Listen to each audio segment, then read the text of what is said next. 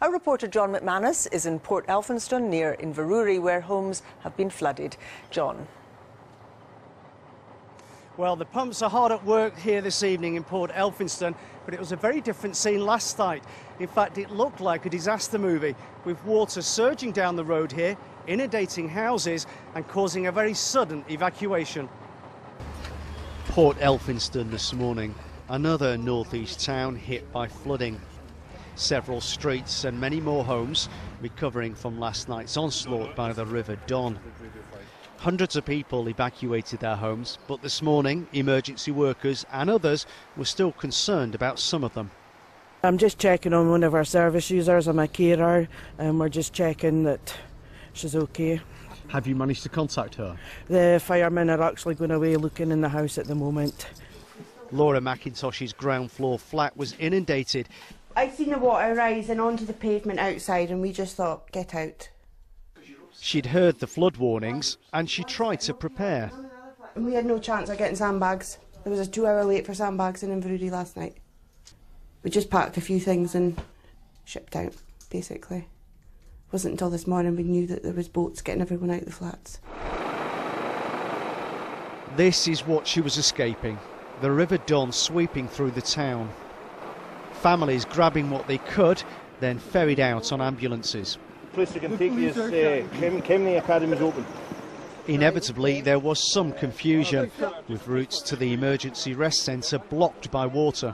I mean, this is an unprecedented flood, and inevitably the talk comes to what you can do to prevent it. I'm not sure there's any measures that could have been put in which would have stopped this, but obviously I think longer term people will want to look at the river management. After a succession of devastating floods, local and national politicians are under pressure to provide guarantees. They're finding it increasingly hard to explain scenes like this to voters. Well, things are much calmer here this evening, and I'm joined now by the local MP and MSP Alex Salmond. Mr. Salmond, have you ever seen anything like the flooding that occurred here last night? No, it was a scene of total devastation. I mean, Canal Road there was part of the River Don, and the River Don was as broad as the Mississippi last night. A scene of complete devastation. Of course, that's a huge human angle. I mean, down the road there stays Mr. and Mrs. Ross. They've been married 67 years. They missed being flooded by inches last Monday. They were flooded out last night. It's heartrending. You've been out speaking to local people, clearly. Are they happy with the response from local and national government? Oh, there's huge admiration for the effort that was put in by the council, by the police, by the fire service. Nothing but complete admiration. I mean, and the operation that kicked in to help people, and remember, not a single life has been lost. It was exceptional last evening and indeed earlier this week. Nothing but praise. What we're looking for now, of course, is assistance from central government, not just the Bellwyn scheme, which already kicked in, and we're hoping very much that First Minister Nicola Sturgeon, when she's here tomorrow morning, will be announcing just that.